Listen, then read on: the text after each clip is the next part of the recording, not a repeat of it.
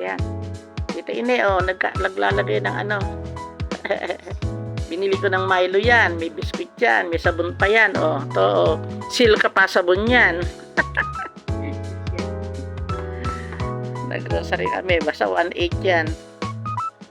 Tapos kumain kami sa McDo. Kasi discounted naman eh. May baka dito. May sasyanghayin.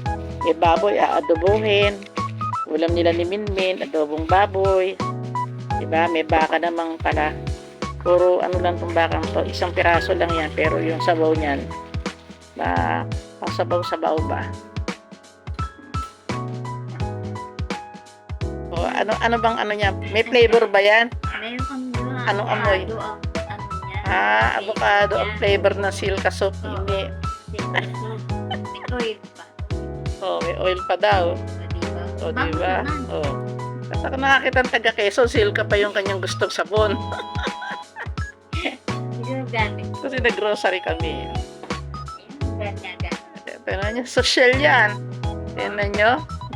Kayo ba gumagamit ng silka? Yung ano yan eh. Oh. Ano yan?